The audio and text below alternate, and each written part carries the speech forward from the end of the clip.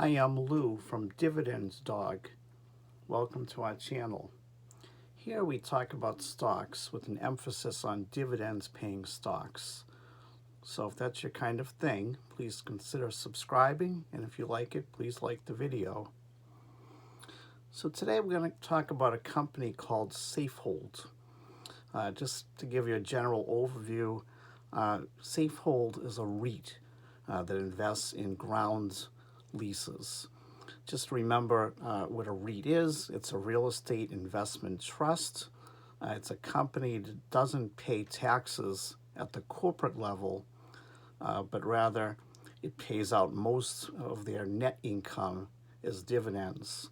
And you, the shareholder, pay tax at a higher rate when you receive those dividends. So I'm not a tax expert by any means, but that's the general gist of the structure of a REIT company. A ground lease is just like what it sounds like. The company, in this case Safehold, they own the lands under which other companies and people come along and they build property over. So they lease the lands usually for a very long time. You know, we're talking like 80 years, 90 years, or a whole century. So a ground lease generally represents ownership of the lands that underlies the commercial real estate. Just to give you a quick history, Safehold, it was started by another company called iStar and Sugarman. And back when it was started, it was called Safety, Income, and Growth Incorporated. It had its IPO in the year 2017 for $20 per share. The name was later changed in 2019 to simply being named Safehold. It's not very old, but it's growing quite fast. We'll see that when we look at the financials. So looking at the financials, there's a couple of major things happening, which we'll get into in just a minute. First, let's look at some of the numbers.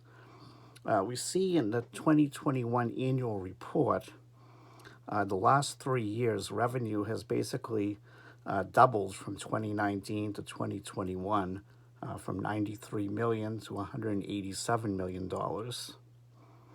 Over the same time period, net income attributable to Safehold's common shareholders went from $27 million to $73 million.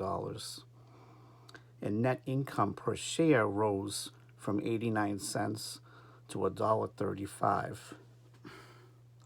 which is great. But because of the rise in the number of shares outstanding, it's not quite as wonderful as you might first think. In fact, the last 10Q, the quarterly report for the period ending September 30th of 2022, the number of shares was up over 62 million shares. Although the company itself is still performing strongly, the balance sheet looks, okay to me, and as well as the rating agencies that give it investment grade ratings.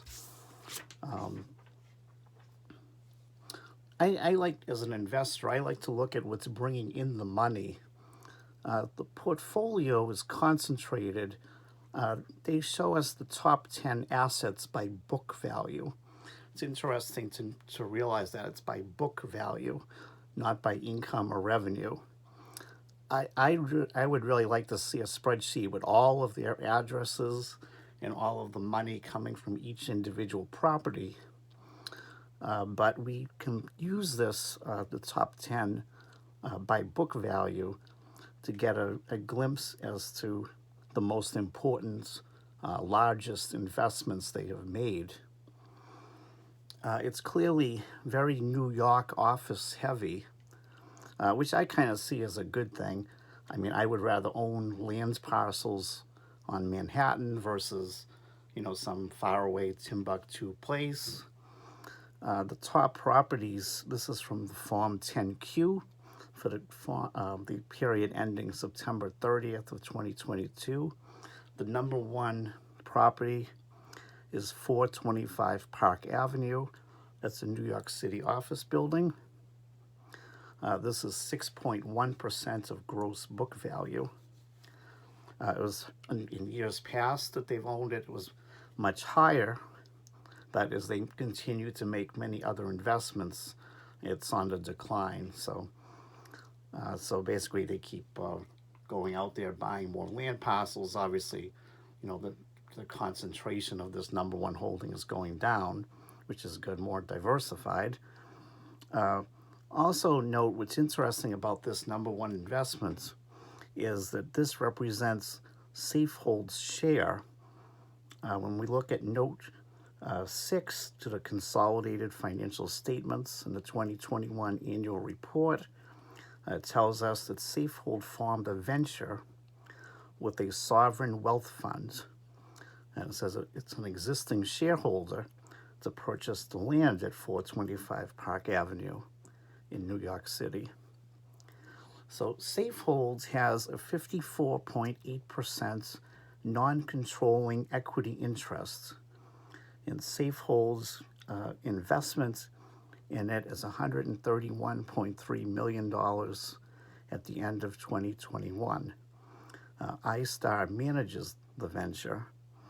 So then who is this sovereign wealth funds? Well, it's interesting. They don't say, which I kind of find odd, but I can guess at it. They say it's a stockholder. So my guess is it's GIC Private Limited out of Singapore. So it's, when you look at the property, it's a very nice looking skyscraper. I can see why the lands would be so valuable underneath. And it's very expensive. So they needed a money partner. So they took on a money partner. The second most valuable by book value is 135 West 50th Street in New York City. That's another New York City office building. Represents 5.3% of book value. The third most valuable in book value is 195 Broadway. It's another New York City office building at 5% of book value. The fourth largest is something called the Park Hotels Portfolio. This is basically not one property, but a collection of hotels. The interesting part of this is that the way it's structured is a percentage of rent. So instead of the usual, fixed rents with some inflation adjustment, this one is a percentage of rent. So obviously this can do really good when the hotels do good, but not when hotels do lousy, like during the COVID pandemic when you got the situation where everything is shutting down. Then no, you're getting this percentage of rent on something that's really not producing. So I guess there can be some upswing to it, but there's definitely downswings. This combined is 3.8% of book value. The fifth one, I don't know exactly how to pronounce it. Alohilani is what it's called. It's a hotel in Honolulu, Hawaii. That's at 3.6% of book value. The sixth one is 685 3rd Avenue. That's another New York City office building at 3.3% of book value. And then number 7 is 20 Cambridge Side, and that's in Cambridge, Massachusetts, which is right next to Boston. That's a life sciences building, 2.9% of book value. Number 8 is 1111 Pennsylvania Avenue in Washington, D.C. We all know Pennsylvania Avenue because of the White House. I'm not exactly sure how close it is to that, but this Washington, D.C. office building is 2.6% of book value. Number 9 is 100 Cambridge Side. That's in Cambridge, Mass. Again, right next to Boston. This is a mixed-use building at 2.4% of value, and rounds out number 10 with the top 10 at Columbia Center. This is a Washington, D.C. office building with a 2.4% book value.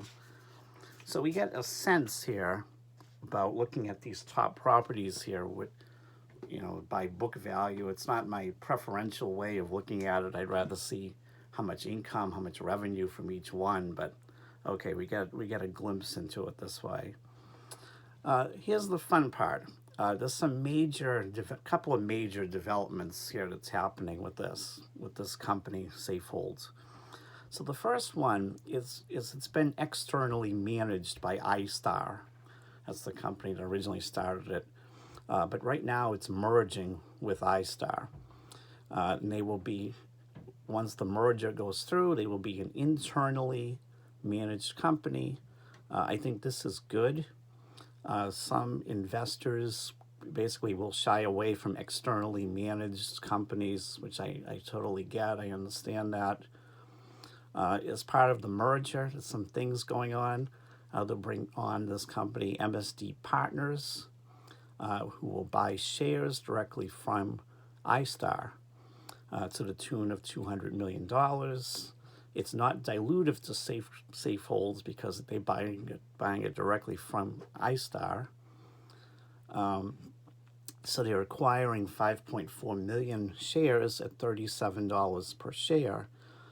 By the way, on the third quarter earning call, one of the analysts had asked the question, which I myself was kind of dying to know the answer. I was glad they asked this question, that this deal at $37 per share, since the market price, when we look at what the market price is going for, it's $30 or so now, and it's been under $30, I think, when they asked the question. Because of that, and the market price being lower, is this still on track to go through? Management indicates that yes, it is. It still is on track. So I guess we'll see. But I guess it'll have some other benefits. It'll create more free float. It's iStar has other real estate assets. They're going to take all this other stuff that they own and they're going to spin it off into another company to liquidate this other stuff over time. In the meantime, Safeholds will get a fee to manage this other company, and they're also going to provide a loan to this other company at an interest rate. I think it's like 8%, pretty high interest rate. So Safehold seems like they could do quite well with this arrangement. Other than the merger, the second part, which is actually more interesting, I think, is the Caret units. So Safehold had the big idea of separating the land ownership from the building ownership. That was their original idea. Now, being the landowner, they're taking things one step further. So you see, the land now provides the steady cash flow. It's very safe because if the building owner doesn't pay, they basically lose their building. So they have a pretty big incentive to pay and make payments. So this aspect is very much bond-like in terms of the cash flow. But the second component is that when the long-term land lease is over, the landowner simply gets the building. So whatever's on the lands, the landowner eventually gets. We're talking way in the future, but so way in the future, but all these buildings on Safehold's lands are worth something. I think that's the big idea, that you've got all these buildings on the land, they're worth something. In fact, Safehold, being the innovative company that they are, started tracking all of this, what they call Unrealized Capital Appreciation, this UCA. What if there was a way to monetize and let the market decide what the current value of all these buildings they get in the future are worth, but worth today? Kind of wrap your head around that. So Safeholds, what they did was they created these Caret units to do just that.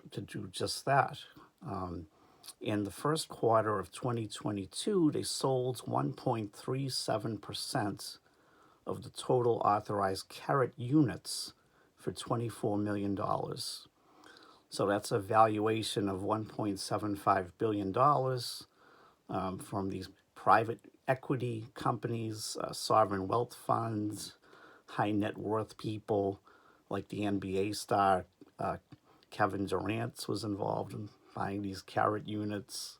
The only catch here is that Safehold has to create a public market listing for these Caret units over the next 2 years, or else these people that bought their units, they have the right to get their money back.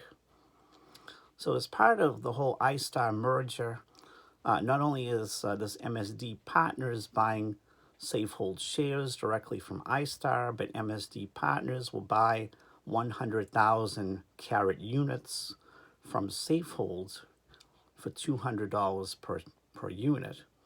So that implies a $2 billion valuation, and there's no redemption rights with this.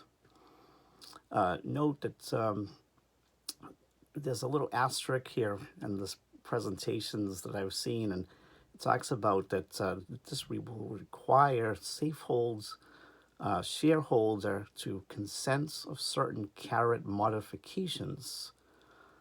What are these modifications? An analyst had asked during the conference call on the third quarter. Management was kind of mum on the whole thing. Basically, they'll say more information will come out in time. So we don't know yet. Another aspect with these Caret units, employees have performance incentives that could total 15% ownership of these Caret units. So at these valuations that they're being priced at, that is quite an incentive. By the way, we kind of already have a proof of concept here with these Caret units. By Safehold selling a land parcel in Washington, D.C., someone wanted to buy this land parcel really, really, really badly, I would say. And Safehold had only owned it for just a couple of years, and this buyer was willing to pay like some crazy it was like a 70-something%, like 70, I think it was 77% more than what Safehold had paid for it just a couple of years ago. So this person wanted this land parcel down in Washington, D.C. really badly, way more than what Safehold paid for it. So Safehold did the deal figuring, okay, so we'll take the inflated money and we can reinvest it elsewhere. In a way, it's good. I think I remember, if I'm not mistaken, it was $9 million went to these minority Caret holders. So in a weird way, it shows like a proof of concept that, even though this is probably like a one-off type of a deal, on the third quarter earnings call, Jay Sugarman, the CEO, explained that this was a Caret event, he called it, because Caret captures the capital appreciation. I could see the analyst it was SMBC analyst, was having a difficult time understanding why this short-term gain would be qualifying for that. But I was thinking along the lines of the same thing. We're thinking long-term capital appreciation here, but here they are saying essentially that all appreciation is a Caret event, which is kind of confusing, but that is the what management at Safehold is telling everybody. So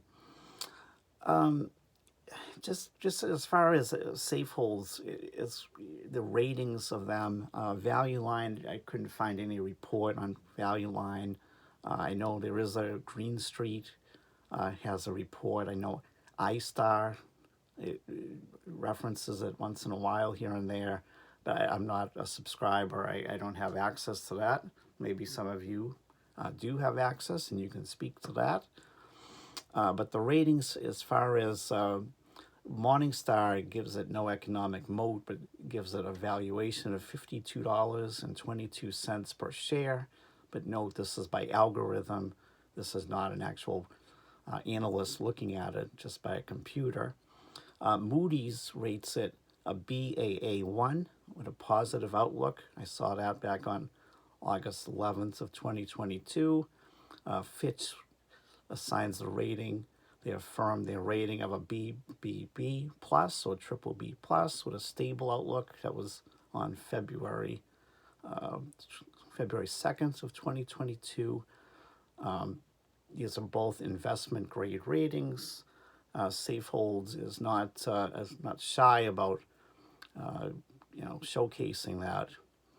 As far as insider ownership and trading, one of the directors named Dean Adler has been a consistent seller of the stock.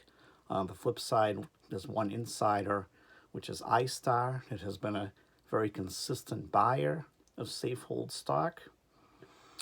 As far as ownership, insider ownership goes, the 2022 Safehold proxy shows that iStar owns the majority of Safehold.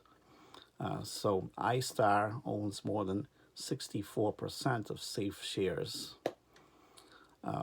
This GIC Private Limited, so it's like some kind of an investment company based in Singapore, owns nearly 7%. Is this the sovereign wealth fund that they partnered with their Park Avenue #1 investment? We don't know, but my guess, if I was a betting person, I would bet that GIC Private is probably that sovereign wealth funds. We don't know that for sure. They kind of keep it hush hush. Jay Sugarman, the CEO, he owns over 100,000 shares himself. So there's some, pretty big ownership there.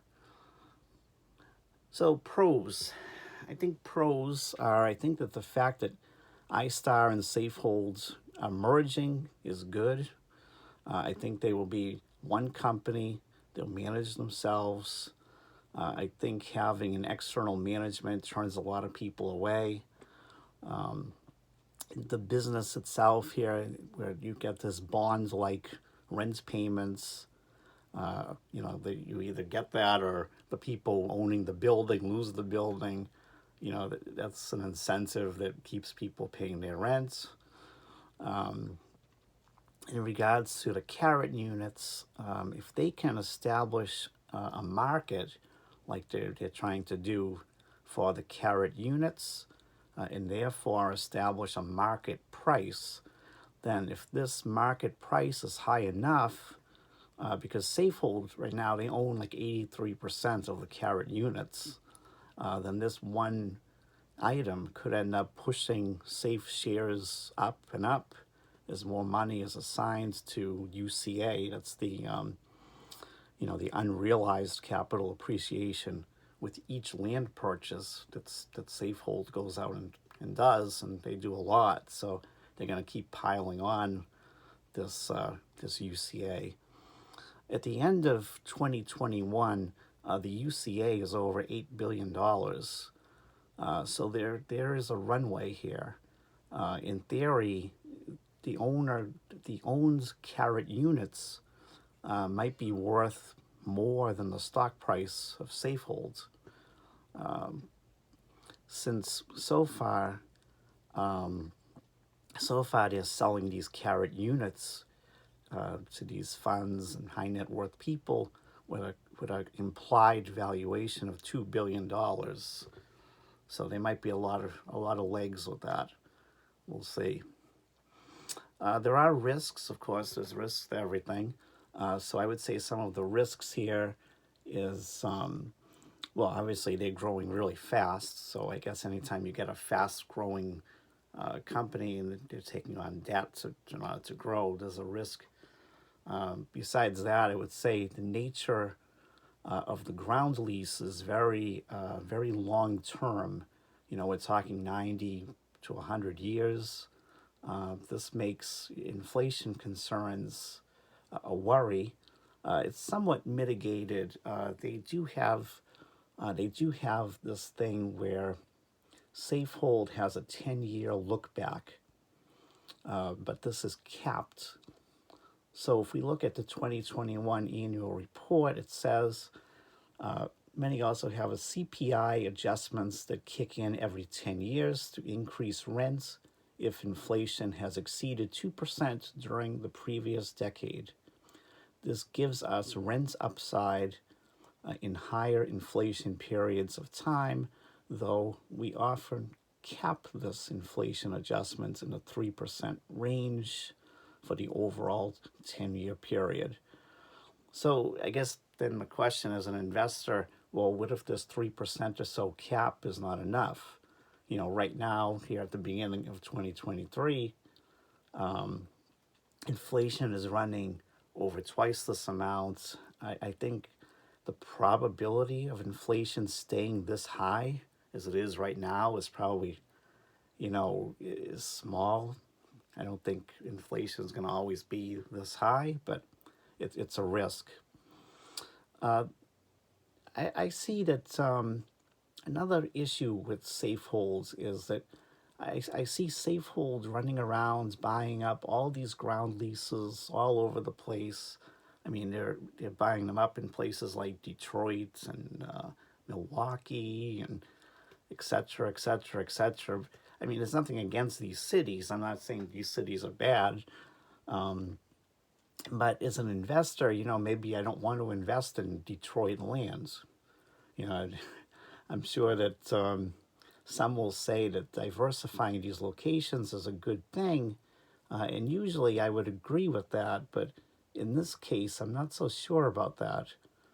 Maybe this will be resolved someday. I guess if the company gets big enough, then they could eventually split into pieces and each piece focus on a different market, different cities, different area of the country. But I think we're a long ways off from that happening.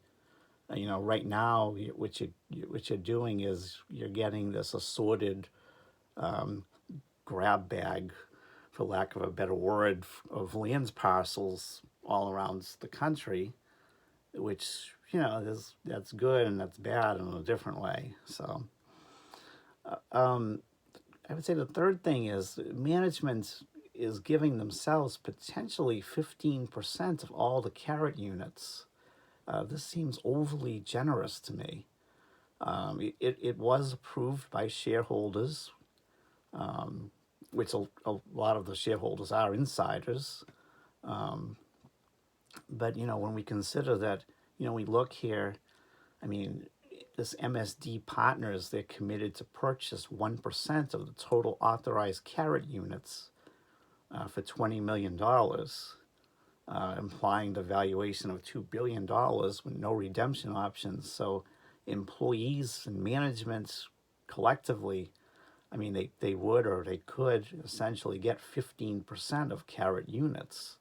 So this is valued at, using those valuation metrics, we're talking like $300 million. I mean, this is quite the incentive plan here.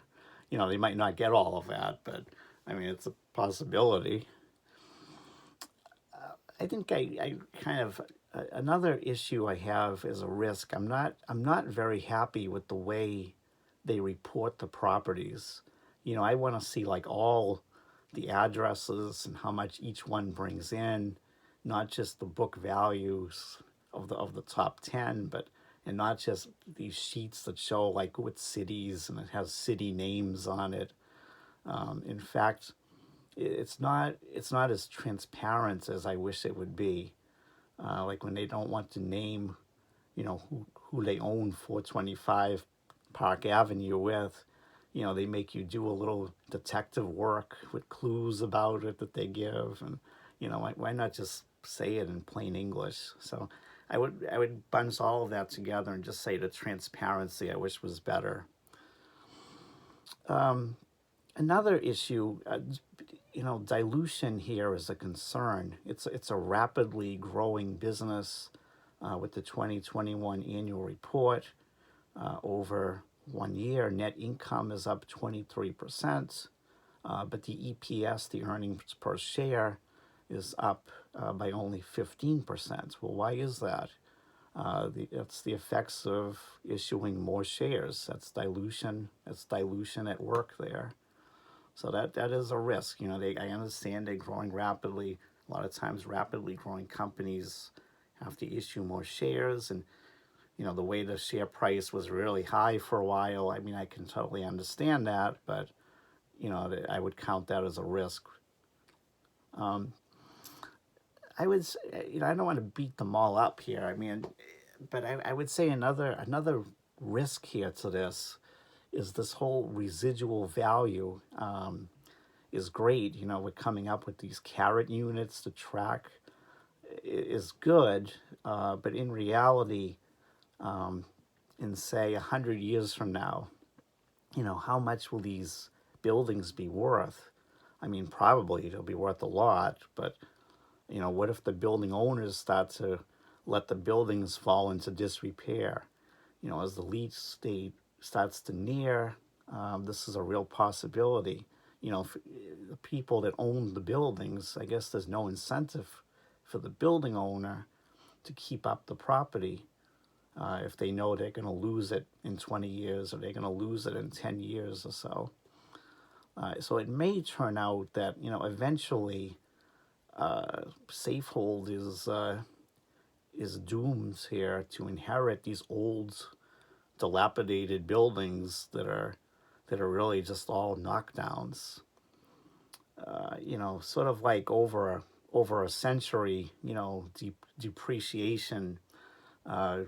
People usually call it kind of like a phantom thing. I know we love to, if you invest in real estate, you add it back for your cash flow, but over a century, depreciation, it starts to get real, so to speak.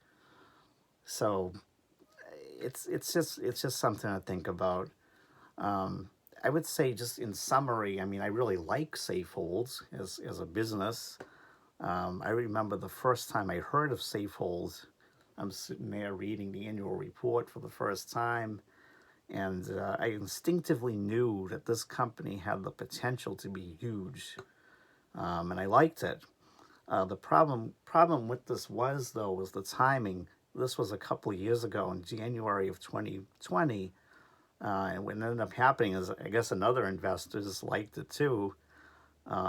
A lot of people and their brother seem like they all, and their sister and everybody else around the world that invests in anything obviously saw this and came to the same conclusion that, wow, this looks interesting. And yeah, the share price was really high. I bought a handful of shares. I really couldn't justify buying a lot of it just because it was so expensive, and the share price just kept rising. So I couldn't justify a big investment in it. But here we are, and the price of Safehold shares has crashed along with every other commercial REIT. So I used the opportunity to my advantage. I bought many more shares just recently. So my total, my average cost basis per share right now stands at $28.80 per share. For me, it was worth taking a risk on Safehold at these prices. I may buy more if it goes down further. I think that Safehold and Mr. Sugarman, they have an interesting business model going, and maybe I might try to even buy a small amount of Caret units if and when they create a market listing for the Caret units. This is not financial advice, by the way. We never give financial advice here. This is just my honest opinion, but I would say that's the truth on Safehold stock.